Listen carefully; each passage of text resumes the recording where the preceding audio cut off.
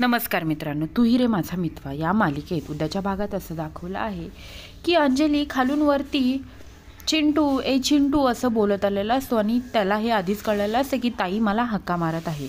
तेव्हा तो काय करतो आणि खाली आता त्याच्या बेडरूममध्ये ते दोघं सेपरेट झोपत असतात आणि हे ताईला कळू नाही म्हणून तो सिंदूरला उठवायचा प्रयत्न करत असतो, पण सुंदर काही उठत नसते।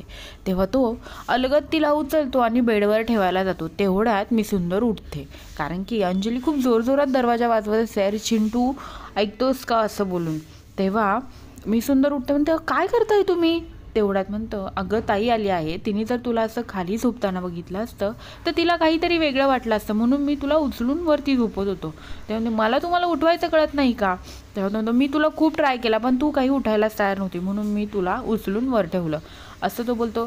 तेव्हा ईश्वरी म्हणते तुमचं तर ना आता काय करू मी असं बोलून अर्णव हा दार उघडायला जातो आणि दार उघडताच अंजली खूपच जास्त घाबरलेली असते आणि तेव्हा अर्णव त्याला म्हणतो ताई काय झालं आहे, तू एवढी का पॅनिक झाली आहेस। तेव्हा अंजली म्हणते अरे चिंटू खूप उशीर झालो, आम्ही आजीचा दरवाजा वाजवते पण आजी काही दरवाजा उघडत नाही आहे, त्यामुळे मी तुला बोलवायला आहे। आपल्या आजीला काही झालंय काही कळतच नाही, आम्ही उशीर झालं दरवाजा वाजवते। हे ऐकून चिंटू पण घाबरतो, म्हणजे अर्णवही घाबरतो, तसंच ईश्वरीही घाबरते।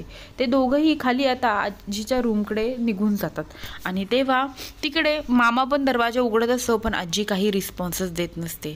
तेव्हा आता ह्यांचा डिसिजन होतो की आपण दरवाजा तोडू। तेव्हा मामा म्हणतो आपण दरवाजा तोडला पाहिजे, कारण की इतक्या उशीर सुद्धा वाजून सुद्धा आई दरवाजा उघडत नाही, म्हणजे काय झालं असेल असं बोलून आता हे सगळेच जण घाबरून दरवाजा तोडतात।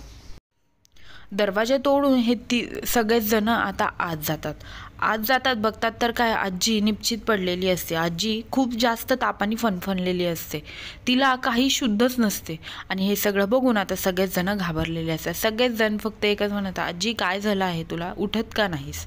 आणि आजीला खूप जास्त ताप आलेला असतो आणि हे सगळं आता ईश्वरीवर ब्लेम ढकलायचा वल्लरीचा प्लॅन असतो। वल्लरी म्हणते ह्या एका मुलीमुळं अजून काय काय बघायला लागणार आहे माहीत नाही।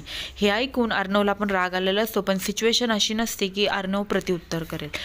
वल्लरी बोलायचं काही थांबत नसते। वल्लरी म्हणते ह्या मुलीमुळं अजून काय काय पाहायला लागणार आहे माहीत नाही। ईश्वरीही काही बोलत नाही, कारण की आजीची कंडिशन आता जरा जास्तच गंभीर असते। आता आजीला नक्की काय झाले असेल हे पाहण्यासाठी विसरू नका तू ही रे माझा मित्र आणि आजच आपल्या चॅनलला सबस्क्राईब करा। धन्यवाद।